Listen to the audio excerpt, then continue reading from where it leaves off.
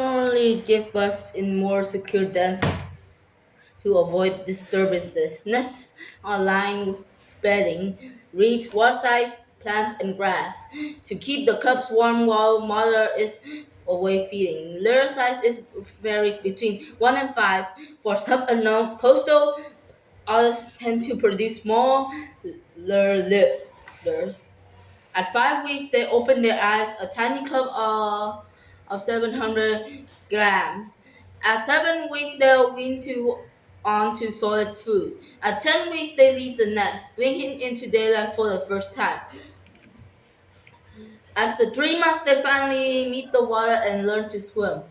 After 8 months, they are hunting through the mud still provides lot of food herself. Finally, after 9 months, she can chase them all away with clear conscience, science, and relax until the next fella shows up. The plight of British otter was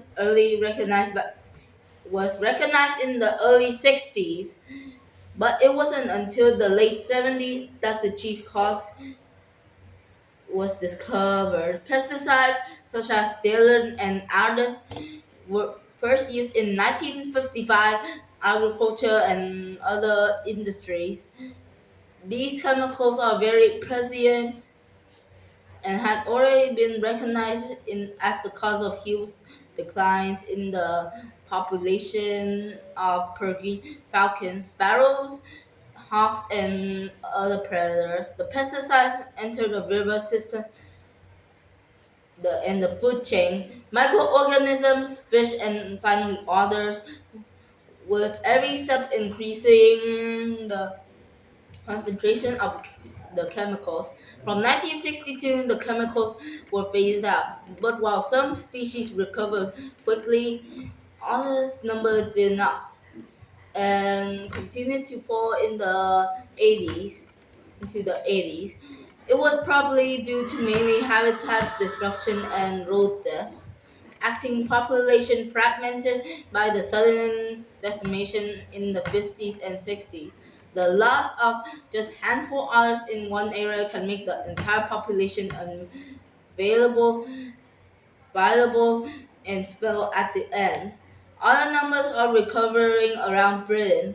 Populations are growing again in a few areas where they have remained and expanded from those areas into the rest of the country. This is almost entirely due to legislation,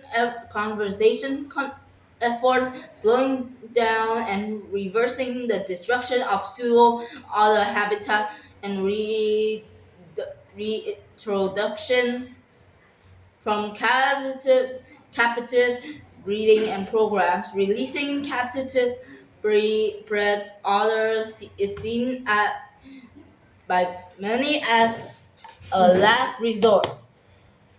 The argument runs that there are no suitable habitat for them. They will not survive after release, and where there is suitable habitat,